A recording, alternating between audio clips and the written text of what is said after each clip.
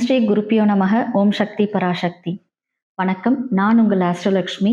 நாம இன்னைக்கு சிம்ம ராசிக்காரர்களுக்கு இந்த 2026 எப்படி இருக்க போகுது அப்படின்றத பத்தி தான் பார்க்க போறோம்.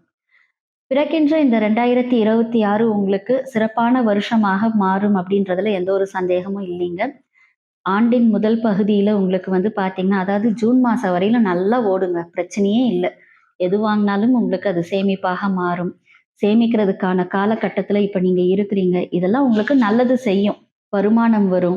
வருமானத்திற்கு ஏற்ப உங்களுக்கு செலவுகள் குறையறதுக்கும் வாய்ப்புகள் இந்த வருஷம் இருக்கு. அதாவது ஜூன் மாசம் வரையிலும் உங்களுக்கு பிரச்சனை இல்லை. சேமிப்பீங்க, எல்லாமே நல்லாவே இருக்கும். ஜூன் மாசத்துக்கு மேலதான் உங்களுக்கு கொஞ்சம் சட்ட சிக்கல்கள் தோணுது அப்படின்ற மாதிரி. கொஞ்சம் தொழிலையும் பிரச்சனை வரும், வேலையிலயும் பிரச்சனை வரும். எல்லா இடத்துலயுமே கொஞ்சம் பிரச்சனையாவே இருக்குன்னு வச்சுக்கோங்களேன். அந்த மாதிரியான ஒரு சூழ்நிலை அமைய போகுது. சரி, நல்லா இருக்கும் அப்படின்றதுல பாத்தீங்கன்னா, குடும்ப வாழ்க்கை கொஞ்சம் நல்லாவே இருக்கும். விட்டு கொடுத்து போறதுதான் உங்களுக்கு இப்போதைக்கு தேவை. அதை பண்ணீங்கன்னா போரும். குடும்ப வாழ்க்கை உங்களுக்கு நல்லாவே இருக்கும். லவ் மேரேஜ் நடக்குமா? நடக்கிறதுக்கான வாய்ப்புகள் குறைவு. நடந்தா 6 மாசத்துக்கு முன்னாடி நடக்கணும். அதாவது ஜூனுக்குள்ள நடக்கணும். இல்லை அப்படின்னா லவ் மேரேஜ் நடக்கிறதுக்கான வாய்ப்பு அடுத்த வருஷம் ஜூன் மாசத்துக்கு மேல கிடையாது. இப்போ லவ் சக்சஸ் ஆகுறதுக்கான பர்சன்டேஜ் ரேட் பார்த்தீங்கன்னா 50% தாங்க இருக்கு. அதனால வீட்டில் கொஞ்சம் பேசினீங்க அப்படின்னா ஜூன் மாசத்துக்கு முன்னாடி திருமணம் நடக்கிறதுக்கான சூழ்நிலை இருக்கு.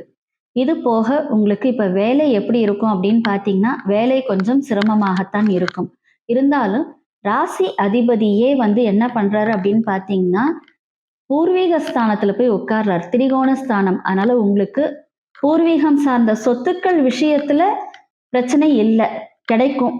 ஏதாவது டாக்குமெண்ட் ப்ராப்ளம் இருந்தா கூட சரி பண்ணக்கூடிய நிலையில தான் இருக்கும். நீங்க கொஞ்சம் அந்த ஈஸி எல்லாம் பார்த்து வாங்கிட்டீங்க அப்படின்னா பிரச்சனை கிடையாது.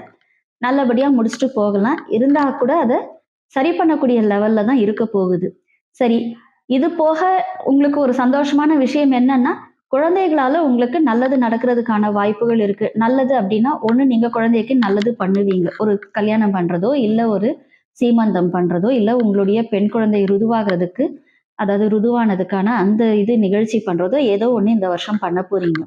இது போக உங்களுடைய குழந்தைகளால் உங்களுக்கு பெருமை கிடைக்கக்கூடிய காலமும் இப்ப இருக்கு. இதெல்லாம் உங்களுக்கு நல்ல பலன்கள் தானே, பிரச்சனையே இல்லை. எங்க மைனஸ்?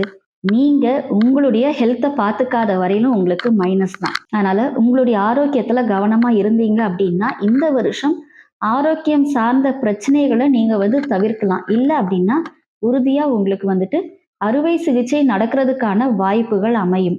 அதனால உங்களுடைய ஆரோக்கியத்துல அதீத கவனம் செலுத்துறது தான் உங்களுக்கு இந்த வருஷம் பெரிய ஒரு டாஸ்கா தெரியும். அதை மட்டும் நீங்க சரியா பண்ணிட்டீங்கன்னா போதும்.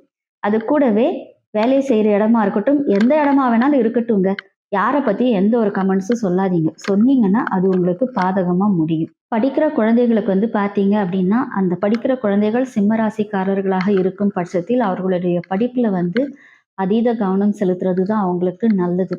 ஏன்னா 2க்குரியவனும் 5ல போய் உட்கார்றா, நல்ல நிலை தான். அதெல்லாம் பிரச்சனை இல்லை. 4க்குரியவனும் 5ல போய் உட்கார்றது ஒரு நல்ல நிலை தான். அந்த 4க்குரியவனே 9க்குரியவனும் ஆகிறதுனால அதுவுமே ஒரு நல்ல பிளஸ் தான். அப்ப வெளிநாடு போய் படிக்கிறதுக்கான வாய்ப்புகள் இருக்கு. யூஜி டிகிரியே வெளிநாடு போய் படிக்கிறதுக்கான வாய்ப்புகள் இருக்கு. பிளஸ் மாஸ்டர்ஸோ இல்ல ஒரு ரிசர்ச் படிப்போ எதுவாக இருந்தாலும் அதை வெளிநாட்டுல போய் படிக்கிறதுக்கான வாய்ப்புகள் இந்த வருஷம் உங்களுக்கு உறுதியா இருக்கு. கவலையே இல்லை.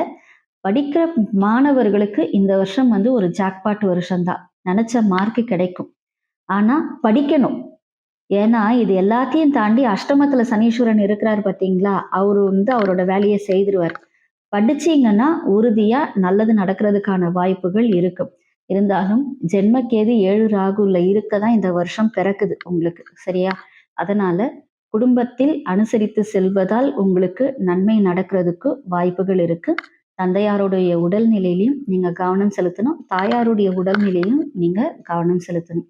இதெல்லாம் பண்ணிட்டு வந்துட்டீங்க அப்படின்னா இந்த வருஷம் உங்களுக்கு பிரச்சனை இல்லாத வருஷமாக மாறும். சொந்தமா தொழில் பண்றவங்களுக்கு பாத்தீங்க அப்படின்னா இந்த வருஷம் அவங்களுடைய தொழில்ல கொஞ்சம் வேலை ஆட்கள் குறைஞ்சிருவாங்க. அதனால இவங்க இறங்கி அந்த வேலையை செய்யற மாதிரியான ஒரு சூழ்நிலை இருக்கு. இதுல நீங்க கவனமா இருக்கணும். கூட்டு தொழில் செய்யாதீங்க. ஒருவேளை கூட்டு தொழில் செய்யறீங்க அப்படின்னா உங்களுடைய பார்ட்னரோட ஒரு இணக்கமான சூழ்நிலையில போயிடுறது நல்லது. இல்லைன்னா இந்த வருஷம் ஏதாவது ஒரு சின்ன லாஸ் ஏற்படுறதுக்கான வாய்ப்புகளும் இருக்கு.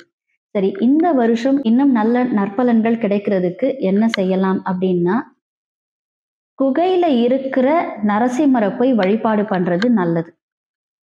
அப்ப இந்த சிங்கப்பெருமாள் கோயில் போறீங்களோ, இல்ல சோளிங்கர் போறதோ, இல்ல அப்படின்னா நாமக்கல் நரசிம்மருக்கு போய் வழிபாடு பண்றதோ நீங்க செய்தீங்க அப்படின்னா, நிச்சயமாக இந்த வருடம் உங்களுக்கு எல்லா வருஷத்தை விட சிறப்பான வருஷமாக மாறும் என்பதில் எந்த ஒரு சந்தேகமும் இல்லை. ஜோதிடம் மற்றும் ஆன்மீகம் சார்ந்த விஷயங்களுக்கு எங்களுடைய ஆஸ்ட்ரோலக்ஷ்மி சேனலை சப்ஸ்கிரைப் பண்ணுங்க, லைக் பண்ணுங்க, ஷேர் பண்ணுங்க. தனிப்பட்ட முறையில் உங்களுடைய ஜனன ஜாதகம் மற்றும் பிரசனத்திற்கு நீங்கள் எங்களை தொடர்பு கொள்ளலாம். எல்லாம் வல்ல இறையருளின் துணையாலும் அகிலாண்ட கொடி பிரம்மாண்ட நாயகியின் அருளாலும் உங்கள் இல்லங்களிலும் உள்ளங்களிலும் என்றென்றும் மகிழ்ச்சி நிலைத்திருக்கட்டும். நன்றி.